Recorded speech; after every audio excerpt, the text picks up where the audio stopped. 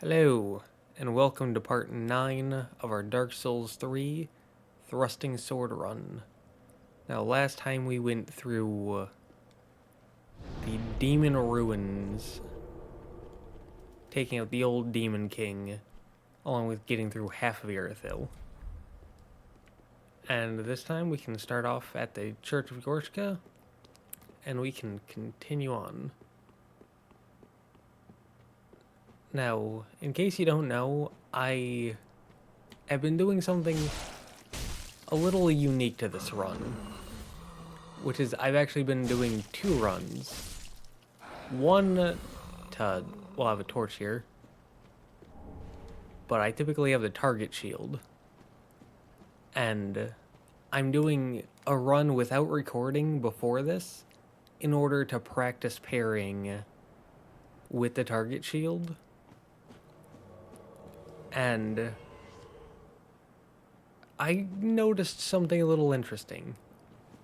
First, we can deal with Creighton, because he is not very happy with our existence, and you actually automatically get the thing he drops when he dies. So this cliff, you can actually knock him off of it, and it'll be fine. So if you can push him back, very good method. Because, as you can see, Dragon Slayer's Axe automatically went into our inventory. And back here, behind this thing, one of these Corvians, there is an undead bone shard, which allows us to up the potency of our flasks. But something I noticed while doing the practice run is that Pontiff Sulyvahn is way harder to parry than just about anyone else I've seen so far. And I think part of it is because he's so tall that his swings just go above your shield.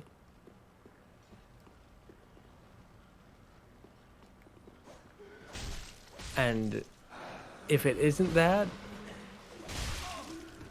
and it is just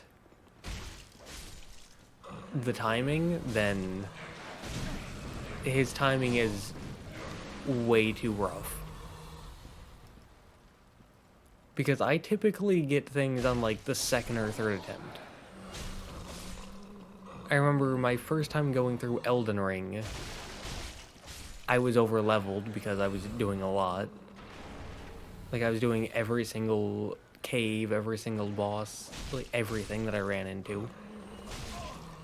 And so I was... You guys are so mean. But I was pretty over leveled. I was like level 202, I think. But I second tried Melania. Because the first attempt, I died to Waterfowl Dance because I didn't know what it did. As you do. I swear there was that guy here and he attacked us and then just vanished. So I don't know what happened to him. But anyways. So like, died once to Waterfowl Dance.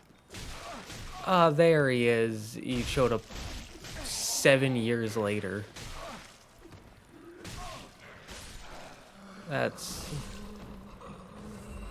is complete and utter cowardice. He refused to even come near me until I aggroed on another enemy. What a coward. Anyways. But after dying once to waterfowl dance, I got her second try. Like I said, I was over leveled, but I feel like second try on Melania is a pretty good record. And I've done around like 22 to 25 runs on Elden Ring, something like that. And I've had trouble with her a total of 2 runs. And one of them was a challenge run. So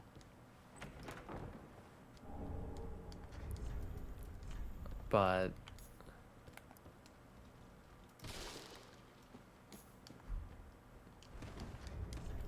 like I said, I'm not incredible at these games, but I feel like I learn pretty quickly. But I think it was like 15 attempts on Pontiff Sulyvahn, purely focused on just parrying. Okay. I feel like they're toying with me at this point. Jeez. Thrusting swords really cannot hit things on the ground. But, as I was saying, roughly 15 attempts. And I eventually was able to kill them through mostly parrying.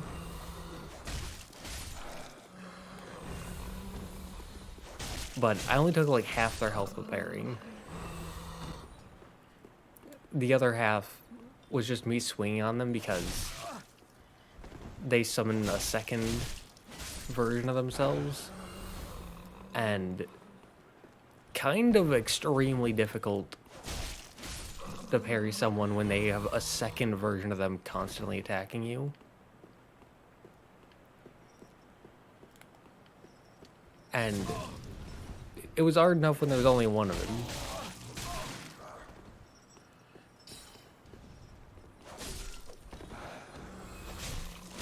And again, it's either he was too tall and that was making a lot of my parries just miss,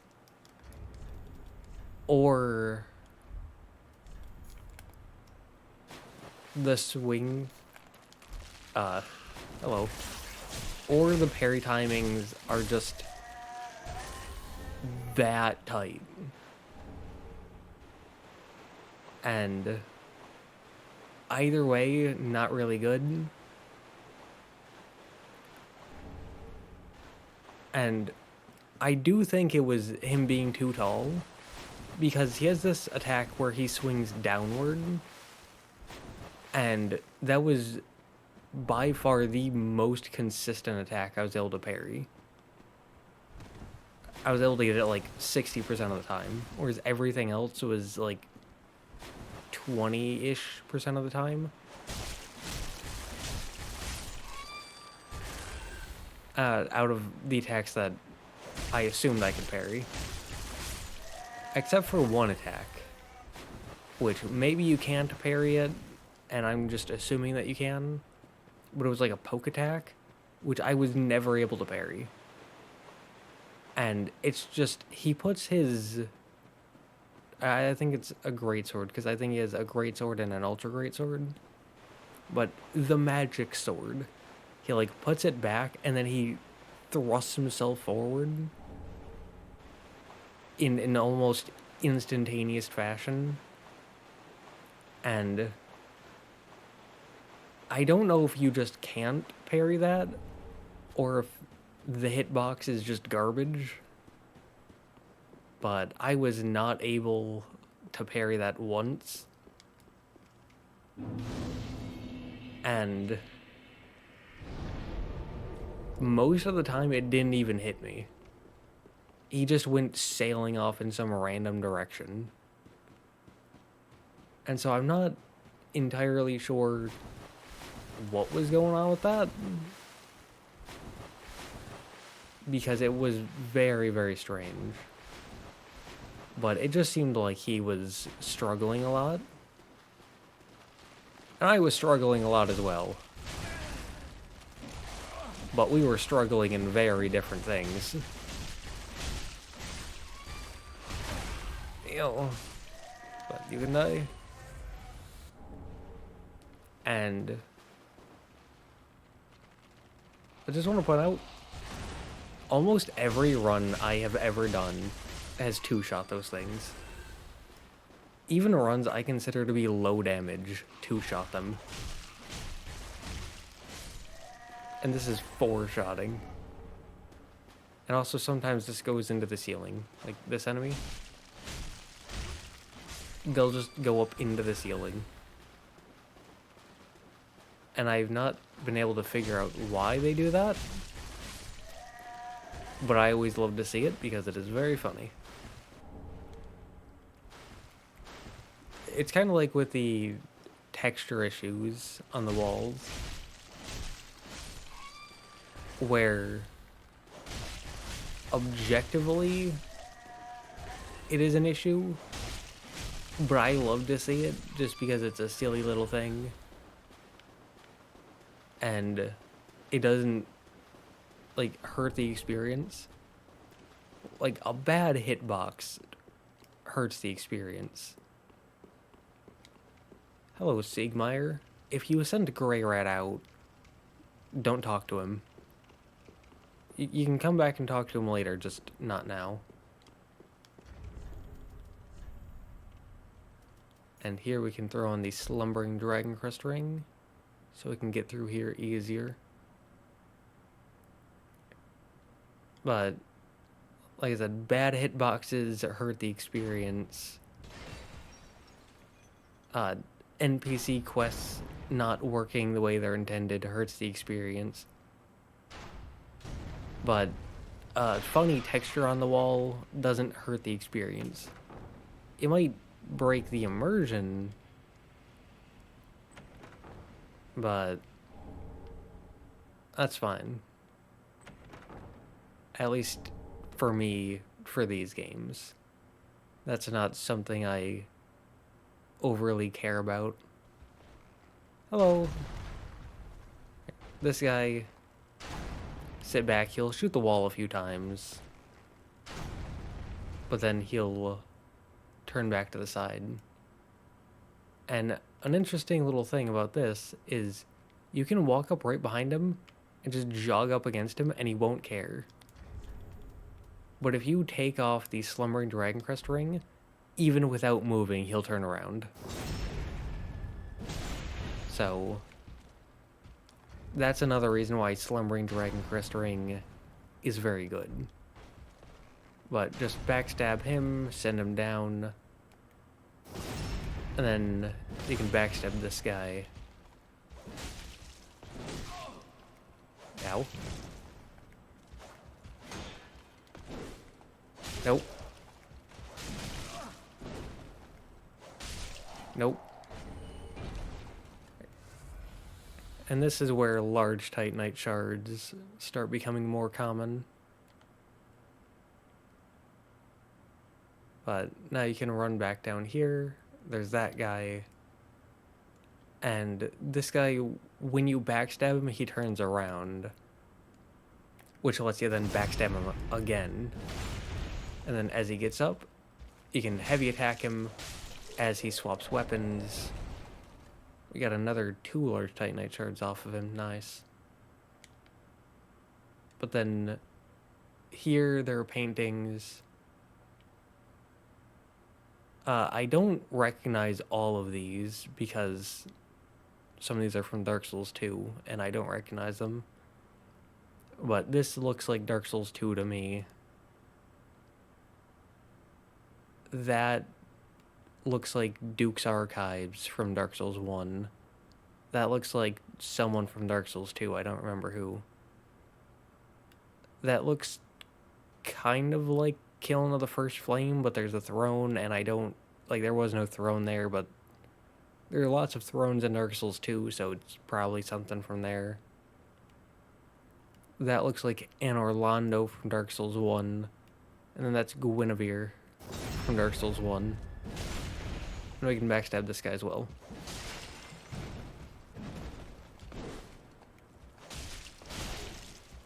Nope. Ow. Nope. And he drops a divine blessing. But continuing on, back here there's a New Game Plus ring. I think it's a Eastwood Grain Ring +1. It lowers weapon durability degradation. If you care about that. And here, there's 2 dogs. And if you're not on friendly terms with Yuria, then you get invaded by Londor Paleshade.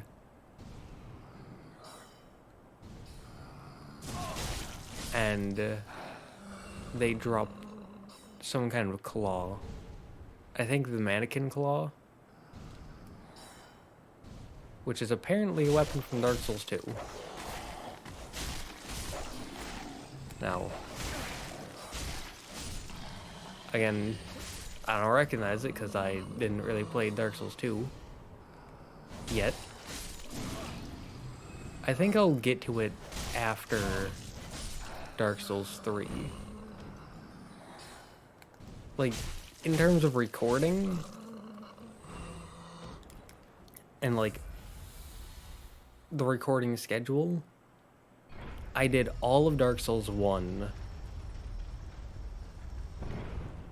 just back to back to back to back to back endlessly until I did all of the weapon class runs. And then now I'm bouncing between Bloodborne and Dark Souls 3. So I do 1 Bloodborne run, 1 Dark Souls 3 run, 1 Bloodborne run, 1 Dark Souls 3 run, just back and forth. And I think once I get done with the 2 of these, both Bloodborne and Dark Souls 3, I think I will then move on to bouncing between Dark Souls 2 and Elden Ring.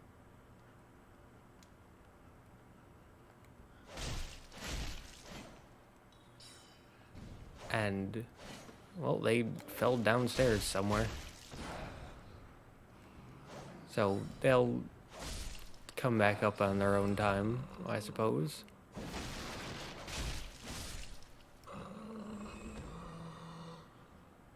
Hopefully. 1, 2, 3, 4, 5, 6.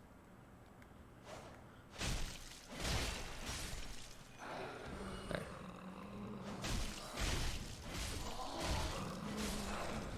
Oh, and there's the one there that fell down. So this area is just chock full of enemies. Nope. But that drop down to the side that I did, if you ignore that and just come out here, then you start at the bottom of the stairs. And going for this item, the thing here that crawls on its arms, just like laying on the ground, it'll jump down on your head. So, dropping off to the side makes going through the area easier. Also, I don't know if I want to try to parry this guy or not, because they have a decent bit of health. Less than I thought. Okay, that's strange.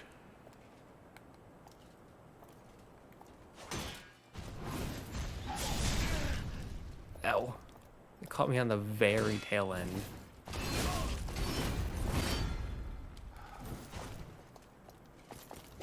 Well, now you're just being mean. This is just needlessly cruel.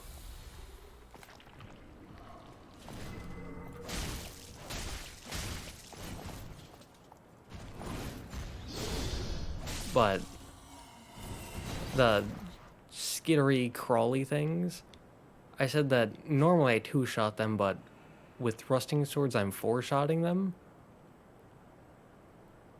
Well, these guys I normally 3 to 4 shot. And so I assumed that it would take like 6 attacks to kill them. And then I just kind of didn't. Yeah, we still have this. Good. Hello. We're going to ignore you. We can pick this up. And they went somewhere. We're not going to worry about it. Until we get smacked in the face, it doesn't matter. For now, we can drop down here. Ring of the Sun's Firstborn, which greatly increases the potency of miracles. And then we got Magic Clutch Ring. That was rude. But that increases the amount of magic damage you do, but it increases the amount of damage you take. I think it's physical damage, but it might be everything. Who knows? But we got an undead bone shard. And a level, possibly 2, so... Considering Pontiff Sulyvahn is extremely difficult, and we do not have a very good weapon class, it'd be good to head back. Well, very well. Then take. Yep. Alright, so we need 25.2 basically.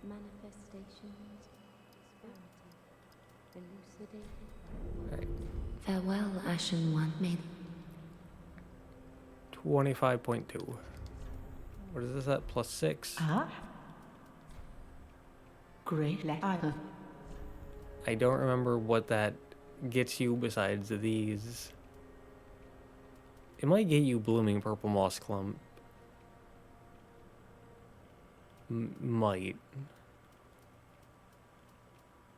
But last time we took out Sorig, and we took him out as both an invader and a real person. As a real person, you get the Black Iron set available for purchase. We also took out Horus, which allows us to buy the Executioner set, which we used last time with the Halberd run. And we can sell these. Ashen One. And that should be enough for level up. Very then take. Good. Farewell, Ashen One. May And then we can burn the undead bone shard. And now we can head back. And as I was saying at the beginning, he is infinitely harder to parry than just about anyone else. Like, yeah, I know that this is my first run successfully parrying in Dark Souls 3, but I caught on to a lot of the enemies pretty quickly. I caught on to the Lothric Knights pretty quickly.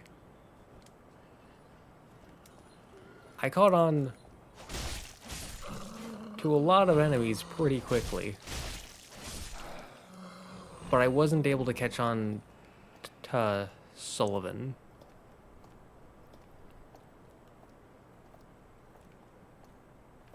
And... oh. I was about to say, where's the shield one? I didn't realize that they had started walking as well.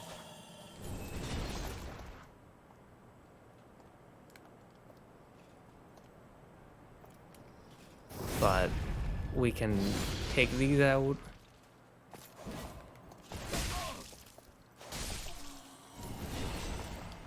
Large shard, that's nice. Right. And I think I'm going to do some summoning. I'm going to summon Londo Pale Shade. In case you haven't seen the previous parts or don't remember, on top of doing a different weapon class each run, I do different shields and armor each run. And I can't reuse shields or armor, and I can only do 3 of each summon. So I can only summon Londo Pale Shade here 3 times.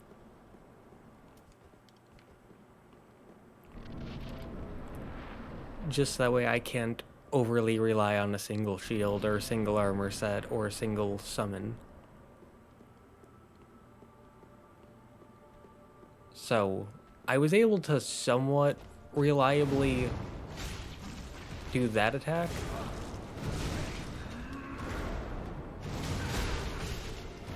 Man, he just keeps going, doesn't he? Pontiff Sulyvahn really is the peak of no-chill Dark Souls 3. Like, Londo Pale Shade literally just sitting in a corner, unable to move. Like, they weren't even hitting him. I was wailing on him.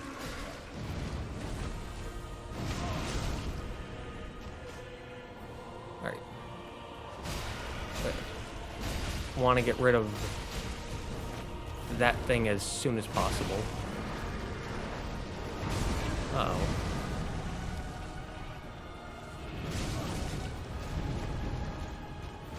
Look at that. That was 6 attacks. Back to back to back to back to back to back.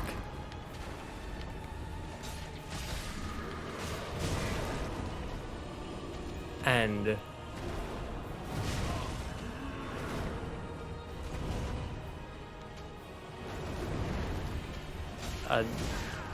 now, some people say that he's easier with the secondary form, which is just patently incorrect. Like, it is fundamentally incorrect. Because they say that, oh, whatever attack he does, you can know because the second version does it first. But that brings up the question, then how do you know what the Shade version is gonna do? Like, either way, there's going to be an enemy that does an attack and you don't know what the attack is gonna be. So it's like, yeah, sure, there are 2 mirroring, like there's the second one mirroring the first, but there's still 2 enemies doing an attack, and you don't know what the first is going to throw out. The difference is when there's 2 enemies throwing out an attack, compared to 1 when there's 1 enemy. Poke. I could see with Twinkling Titanite. And people also say, oh, well, he becomes less aggressive. And he does. He does become less aggressive. But there's also the fact that there's still 2 enemies. So it's like, you can either have 1 very aggressive enemy or 2 still fairly aggressive enemies. And what I noticed is that when there's just 1, even though he's more aggressive, I still have to dodge less attacks. Because I only have to deal with 1 person throwing attacks out, as compared to 2, so if he's like 1 HP, then you can just burst him down. But outside of him being low HP, it is better to take out the copy.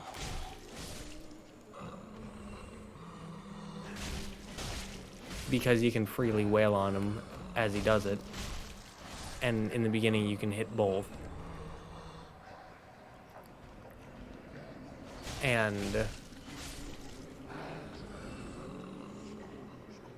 like just there's more attacks being thrown out when there's two, and you still don't know what attack the first one is going to throw out. Even if the main guy mirrors the shade, you don't know what the shade is going to throw out. Aha. Get stunned. Get stunned. Anyways. So yeah, just some people say that it's better to leave the shade alive, but in my experience, it really is not. So if you find it easier with the shade alive, go for it, but that is not a universal experience, or necessarily even a majority experience. But that elevator is a very minor shortcut.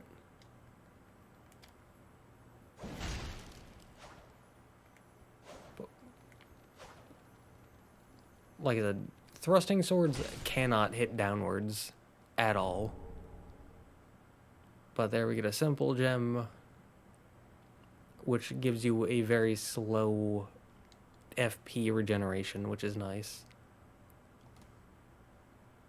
And back around that pillar in New Game Plus, there's a Ring of Favor plus either 1 or 2.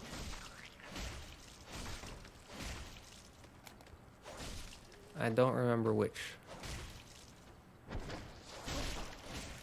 But killing this thing, you get a spear. Nope. Drop. Golden ritual spear.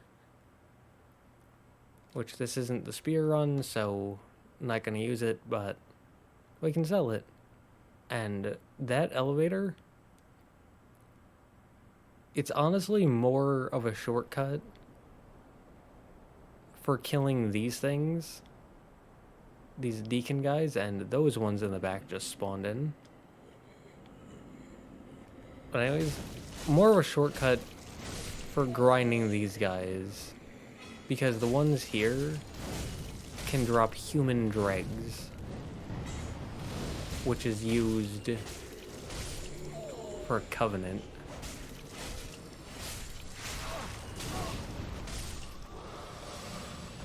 So it's more for grinding that Covenant item than actually making progress through the area.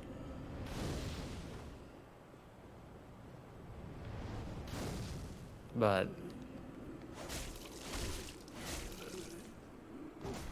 you can grab it, so why not? And over here there's 2. Oh. Slumbering Dragon Crest ring. They didn't even hear me. Oh, no, never mind.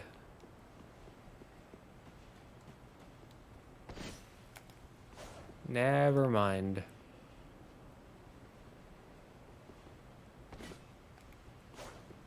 Why are you backing up?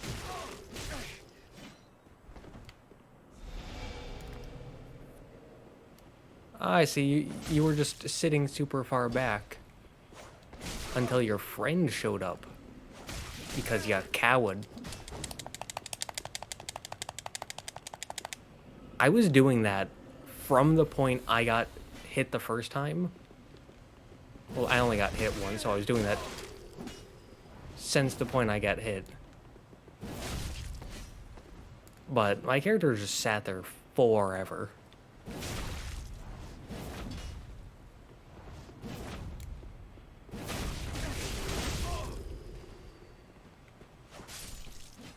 Now, realistically, it was probably only like a second, maybe 2. But in Dark Souls 3, that can be honestly half of your health bar, if not more.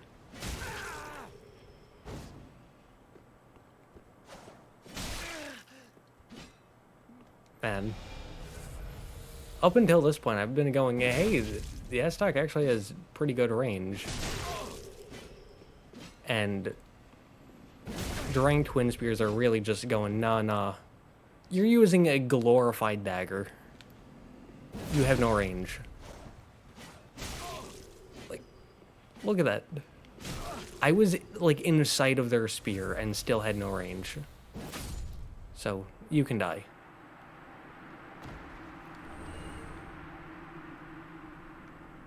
Now, we got their twin hammers and their armor set way back in Cathedral of the Deep, and here we get their twin spears.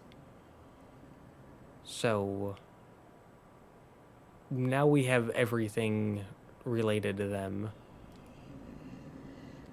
Except for, like, maybe the buff they put on their weapon.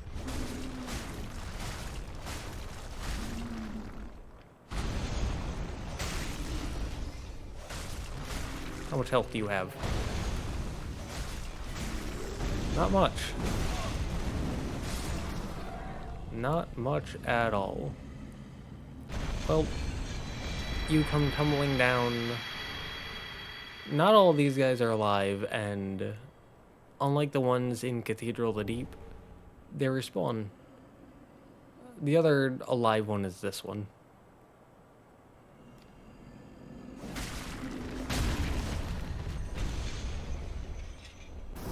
And because their head is on the ground, you can easily get a few swings off on the head, which knocks them down for a critical, which then lets you do even more damage. So, that one is a lot easier to kill. Now, back here, illusory wall, very tall ladder, and the thing we killed in the last part on the bridge at the beginning of Irithyll, Titanite skill, but the, like, giant uber aggressive dog thing. Down there's two of them, and they don't respawn, but again, there are two of them, and you have to kill both in order to get a bonfire and the Ring of Favor.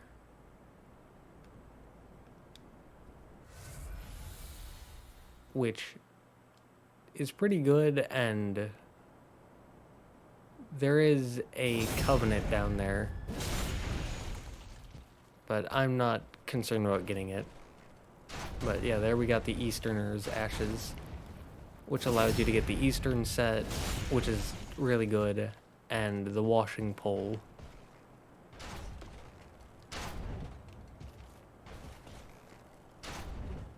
Which is a very well-liked katana.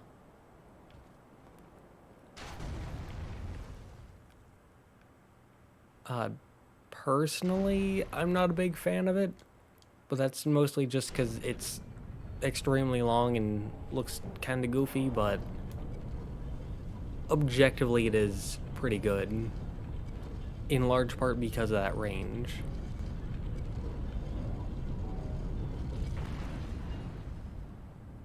So, it is a pretty good katana. And if you're someone who wants to use katanas, very much worth looking at, especially in Elden Ring, since you can dual wield. And since you can put on, like, different Ashes of War, and you can, like, there's really a lot more variety, and you can take very good advantage of the range that it has.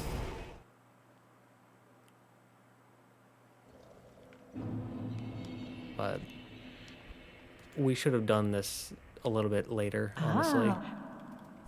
Gracious, passing fine ash thou'st given. Let this ash bestow nourishment. I only hope these new wares content thee.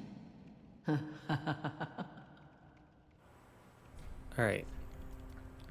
So, kukri, those might be new. Pretty good. They're stronger versions of throwing knives. And then, large titanite shards. We can now buy an infinite amount of those. And like I said, washing pole. Very long-range katana. Though has very low durability. Which is its main weakness and is completely eradicated in Elden Ring, since Elden Ring has no durability. But then you get the Eastern set, which is a pretty good defensive set. With decent poise. Like, as you can see, this chest piece 4.9, whereas this has 12.6. And then, like, Black Iron and Executioner and Exile have more, but Ashen. those are also very defensive-focused armor sets, and they're quite heavy for it. Oh, then we're both safe and sound. Thank the gods for that. I don't like getting things so close. I might have died if it wasn't for that peculiar onion knight. But in the end, it all paid off. Take a good look. They're sure to be of some use. So, even he confirms it. Keeping Siegmeyer there is very good. But you can buy some Twinkling Titanite, some Titanite Scales.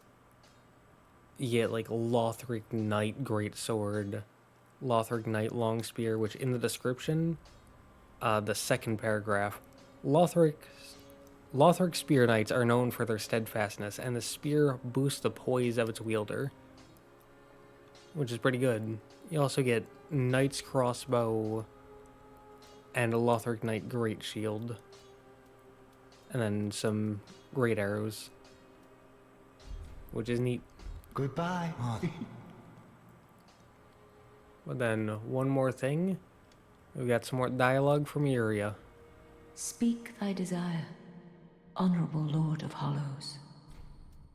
Ah, greetings, our lord and liege. Good tidings. Thy spouse is ready. The time is ripe to greet her. The girl awaits thee in the hidden dark moon chamber of Anor Londo. So thou mayst a true monarch become. Till we meet again, may the dark sigil guide thee. We can do that after Aldrich. Hopefully Aldrich doesn't take too much. Welcome. Very then. Ooh, just enough for two levels. That's very nice. See, 1-1, that's 2-2. Yeah, why not? Farewell, Ashen Maid. But now we can head back. And the reason why I said we can do this, like we could have come back here in a bit, is because there's a there's an Estus shard later on in this little section. Don't want to deal with you. In front of the door to the left.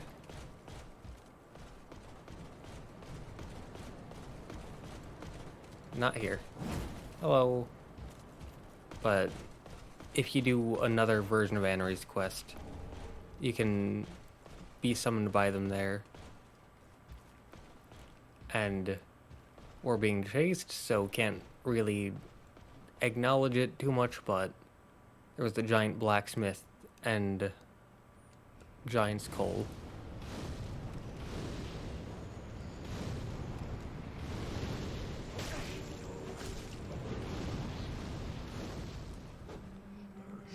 Nope, nope. Nope. Nope.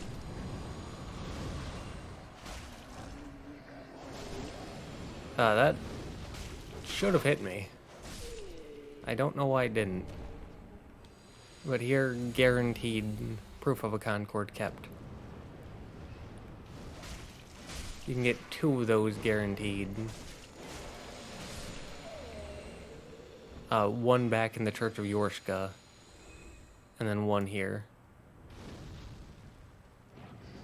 And therefore another covenant.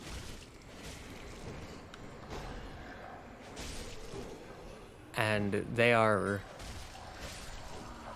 by far the worst covenant item to get.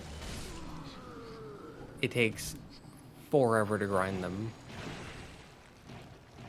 I don't know if it's that they have Estus Shard, but I don't know if it's like an exceedingly low drop rate, or if it's because there's less of them per run, or if it's because they have more health than a lot of the other Covenant item enemies. It might just be that there's less of them than other Covenant item enemies. Yeah, there's a big guy there, but don't want to fight him. Don't need this. I don't know if they have magic or dark or both. So we can just throw that on and know that something is helping us there.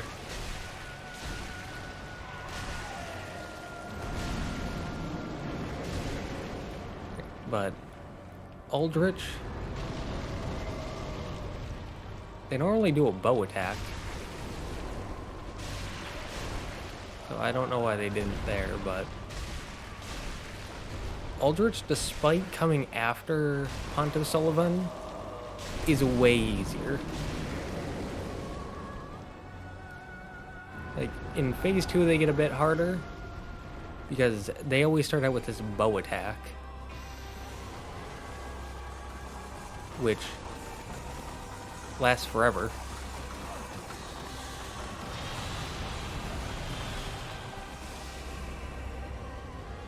And they have a ton of magic spam. And if you even get close to them, they disappear. And if you stay close to them when they disappear, then you take damage. And yeah, as you can see, the bow attack and these do quite a lot of damage. And they constantly teleport, and they do the bow attack like every single teleport. And so it's like you just don't have any time to attack them. Which is where 99% of the difficulty comes from. But if they stay, then super easy to wail on. And you might say, oh, well, why don't you just get close to them? Because the bow attack is a long-range attack. And so, surely if you just got close to them, they wouldn't do the long-range attack. But that's what they want you to do. Because if you get close to them, like even if they spawn right next to you, they still do the bow attack. Only now you don't get to burn half the duration by it just spawning far. Like, look at that damage.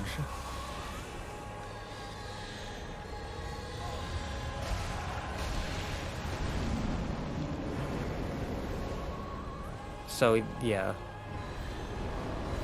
Is it even if, like I said, even if you get really close to them super early on, they still do it. And so, you really want to keep your distance.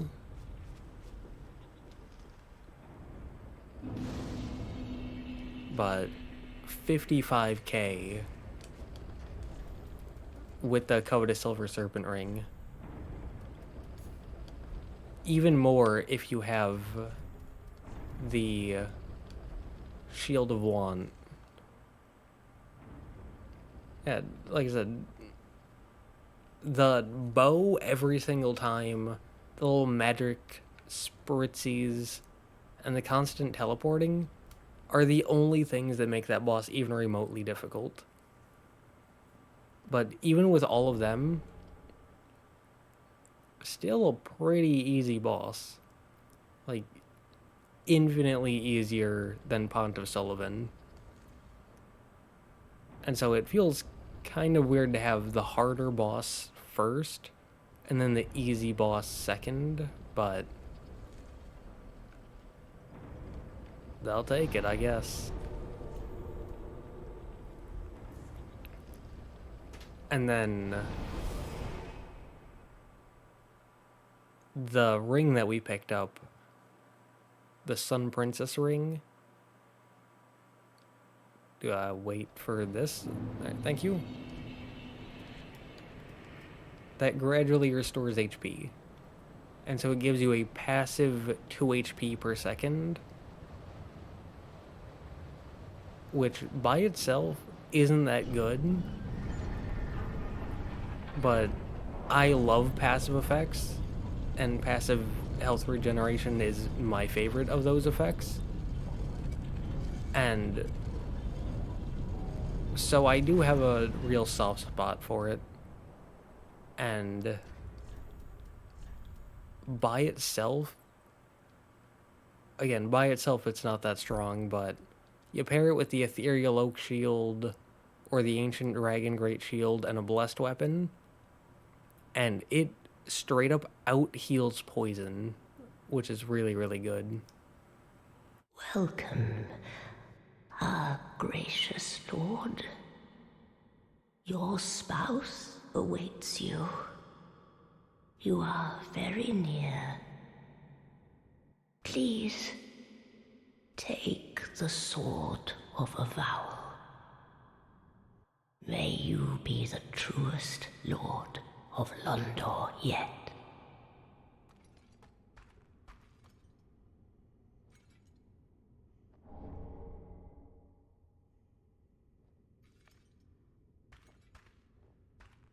Your spouse, may you be. But those three things in combination make for a really good helping character. Like, helping other people in co-op. Because, like I said, since those three in combination out-heal poison, it makes Farron keep a breeze. And is a massive help since, as a cooperator, the amount of Estus you have gets cut in half, and you have even less